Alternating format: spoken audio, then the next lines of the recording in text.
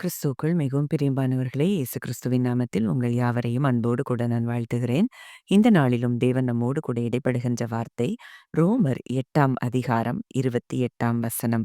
அன்றியும் அவருடைய தீர்மானத்தின்படி அழைக்கப்பட்டவர்களாய் தேவனிடத்தில் அன்பு கூறுகிறவர்களுக்கு சகலமும் நன்மைக்கேதுவாக நடக்கிறதென்று அறிந்திருக்கிறோம்.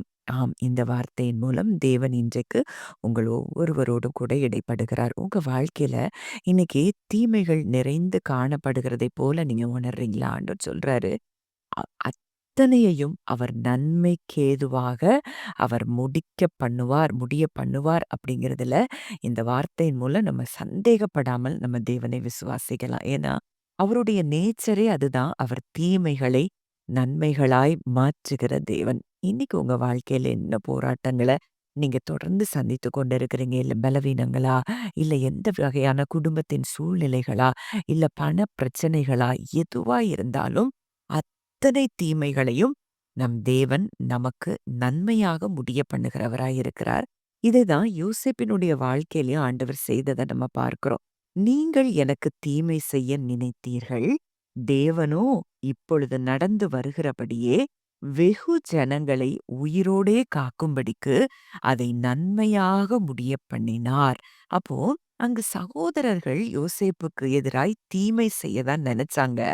ஆனா அந்த தீமையையும் தேவன் என்ன செய்தாராம்? வெகு ஜனங்கள உயிரோட காக்கும்படிக்கு அதை நன்மையாக முடிய பண்ணினாராம். அப்போ அன்றைக்கு அவன் யோசேப்பு ஆராதித்த தேவனைத்தான் நாமும் இன்றைக்கு ஆராதிக்கிறோம். இன்றைக்கு அங்கே யோசேப்பு தேவனாய் பார்த்தார். இன்றைக்கு நம்ம தகப்பனாய் பார்க்கிறோம். நம்ம அப்பா இன்னைக்கு நம்ம வாழ்க்கையில வந்த அத்தனை தீமைகளையும் நிச்சயமாய் நன்மையாய் மாற்றுவார். ஒருவேளை என்னுடைய வாழ்க்கைய நான் கடந்து சென்ற பாதையெல்லாம் நினைச்சு பார்க்கும்போது, அந்த நாட்கள்ல எத்தனையோ தீமைகள் வந்தது.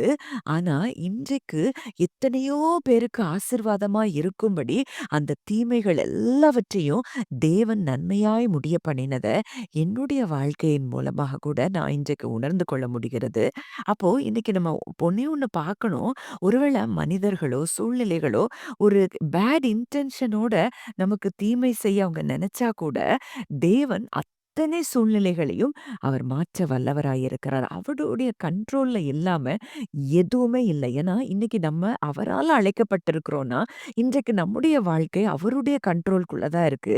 ஒரு பெயின்ஃபுல் சிச்சுவேஷன்ஸ கூட அவருடைய பர்ப்பஸ நம்ம வாழ்க்கையில நிறைவேற்றக்கூடிய அந்த பாதையில தேவன் நம்மை கொண்டு நடத்துகிறார் அப்படிங்கிறத நீங்க உணர்ந்து கொள்ள வேண்டியது மாத்திரம் தான் அவசியமா இருக்குது. அந்த இடத்துல அந்த வலி நிறைந்த பாதைகள்ல போனா கூட, அங்க யோசேப்புக்கு கர்த்தருடைய வசனம் அவனை புடமிட்டதுனால, அங்க சகோதரர்களை இருதயத்தின் ஆழத்திலிருந்து மன்னிக்கக்கூடிய பக்குவத்தையே அவன் பெற்றிருந்தான் அப்படிங்கிறத பார்க்கிறோம். ஒருவேளை இன்னைக்கு நமக்கு எதிராய் தீங்கிழைத்தவர்கள நம்ம எப்படி பார்க்கிறோம்? இன்னைக்கு ஆண்டவர் சொல்றாரு, அ இந்த வார்த்தையின் மூலம் நம்ம கூட இடைப்படுகிறாங்க. யோசேப்பு அங்கே மன்னிக்கிற சகோதரர்கள் தீமை செஞ்சாங்க. அடிமையா விற்று போட்டாங்க. அவன எத்தனையோ கஷ்டங்கள அந்த தேசத்துல அனுபவித்தா கூட, அங்கே சகோதரர்களை மன்னிக்கிற இருதயத்தை அவன் பெற்றுக்கொண்டத பார்க்கிறோம். ஒருவேளை இன்னைக்கு நம்ம கடந்து போகிற பாதை அப்படித்தான் இருக்கலாம். அந்த கடந்து போகிற பாதையில நம்ம ஸ்பிரிச்சுவலாவும் மெச்சூர் ஆயிட்டே இருப்போம். அதாவது பிசிக்கல் பிளெஸிங்ஸும் நம்மள தேடி வருகிறத நீங்க நிச்சயம் பார்ப்பீங்க. சங்கீதம் 76:10 ஒரு வார்த்தை சொல்லுது, "you have power to transform man's futile anger into praise. The fury of your enemies only causes your fame to increase." அப்போ தேவனுக்கு ஒரு வல்லமை இருக்காம். மனிதர்களுடைய அந்த கொடூரமான அந்த கோபத்த கூட அவர்களே நம்மை உயர்த்தி துதிக்கும்படியா தேவன் செய்வாராம். யோசேப்புக்கு அந்த காரியம் அவன் வாழ்க்கையில நடந்தத நம்ம பார்க்கிறோம். எந்த சகோதரர்கள் வெறுத்து, புறக்கணித்து, தள்ளி அங்க விற்று போட்டாங்களோ, அதே சகோதரர்கள் அவனை புகழ்கிறத நம்ம பார்க்கிறோம். அவனை வணங்குகிறத பார்க்கிறோம். இதுதான் தேவனுடைய செயலா இருக்குது. அப்போ நமக்கு எதிராய் செயல்படுகிறது இன்றைக்கு மனிதர்கள் அல்ல. இன்றைக்கு சத்துரு பிசாசானவன் தான் மனிதர்களை ஏவி அந்த காரியங்கள செய்தா கூட, ஒருவேளை அப்படிப்பட்ட காரியங்கள் உங்க வாழ்க்கையில நடந்துட்டு இருந்தா கூட, அது உங்களுடைய பேரையும், புகழையும் பெருமைப்படுத்துவதற்காகத்தான். அப்படிங்கிறத நீங்க அறிந்து கொள்வது மிக அவசியமா இருக்குது. உதாரணத்துக்கு ஒரு காரியம் சொல்லணும்னா, இன்னைக்கு உலகத்துல ஒரு பெரிய பணக்காரர் இருக்கிறாரு. உங்கள சந்திச்சு உங்களுக்கு நான் நெறைய செய்யணும் அப்படின்னு சொல்லி அவர் விரும்புறாரு. அவருடைய சொத்துல ஒரு பாதிய நான் உங்களுக்காக குடுக்கணும்னு சொல்லி அவர் விரும்புறேன்னு சொல்லி ஒருவேள அந்த மனிதர் மிக உண்மையான மனிதர், நேர்மையான மனிதர். அப்படிப்பட்ட ஒரு மிக ஒரு பெரிய செல்வந்தர் உங்கள சந்திச்சு, உங்களுக்கு குடுக்குறேன்னு சொல்லி உங்களுக்கு வாக்குறுதி குடுத்துட்டாருன்னா, நீங்க எவ்ளோ தூரம் சந்தோஷப்படுவீங்க உங்க வாழ்க்கையில. அதாவது அவர் என்னைக்கு எழுதி குடுக்குறாரோ, அன்னைக்கு சந்தோஷம் உங்களுக்கு வராது. அவர் சொன்ன நாளே இந்த உண்மையான மனிதர், அவருடைய செல்வத்துல எனக்கு பாதிய தர்றேன்னு சொல்லிட்டாரே!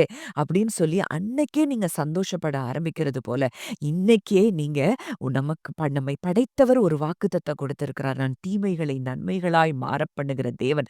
தீமையை நன்மைக்கு ஏதுவாய் மாற்றுகிற தேவன் சொல்லி இன்றைக்கு வாக்கு கொடுக்கிறார். நிச்சயமாய் நான் உறுதியா சொல்ல முடியும். உங்க வாழ்க்கையில இன்னைக்கு இருக்கிற தீமைகள் அத்தனையையும் அவர் நன்மையாய் முடிய பண்ணுகிறார் அப்படிங்கிறத நீங்க கொண்டாட ஆரம்பிங்க. நீங்க சந்தோஷப்படத் தொடங்குங்க. உங்க வாழ்க்கையில அத்தனை காரியங்களும் நன்மைகளாக முடிகிறதை நீங்கள் நிச்சயமாய் பார்ப்பீர்கள். ஜெபிக்கலாம். நல்ல தகப்பனே, நன்றியோடு உம்மை துதிக்கிறோம், ஸ்தோத்தரிக்கிறோம் அப்பா. இந்த நாளிலும் எங்களோடு கூட இடைப்பட்ட உம்முடைய வார்த்தைக்காக நன்றி செலுத்துகிறோம் தகப்பனே. அப்பா, இந்த நாளிலும் கூட கர்த்தாவே, நீர் தீமைகளை நன்மைகளாய் மாற்றுகிற தேவன் என்பதை எங்க இருதயத்துல நீர் ஆணித்தரமாய் பதித்திருக்கிறீர் அப்பா. இந்த நாளிலும் ஆண்டவரே, என்னென்னலாம் உம்முடைய பிள்ளைகள் ஆண்டவரே தீமைகளாக என் வாழ்க்கையில இருக்குதேன்னு சொல்லி நினைத்துக் கொண்டிருந்தாலும் அத்தனையையும் தேவன் நன்மையாக முடிய பண்ணுகிறவர். நீர் எங்களோடு கூட இருக்கிறீர், எங்களை வழிநடத்துகிறீர் என்பதை நினைத்து நாங்கள் உம்மை துதிக்கிறோம், ஸ்தோத்தரிக்கிறோம் அப்பா. அப்பா, இதை கேட்கிற ஒவ்வொருவருடைய வாழ்க்கையும் கர்த்தர் ஆண்டவரே நன்மைகளை நீர் கட்டவிழ்க்கிறதற்காக நன்றி செலுத்துகிறோம். தீமைகளை மாற்றி அந்த தீமைகளை நன்மைகளாய் முடியச் செய்கிற தயவுக்காக நன்றி செலுத்துகிறோம். அவர்களுடைய பேரையும் புகழையும் நீர் பெருமைப்படுத்துகிறதற்காய் நன்றி செலுத்துகிறோம். அப்பா, பகைத்தவர்களே அவர்களை துதித்து புகழும்படியான கிருபைகளை கர்த்தர் தருகிறதற்காக நன்றி செலுத்துகிறோம். இயேசுவின் மூலம் கேட்கிறோம் ஜீவனுள்ள நல்ல பிதாவே.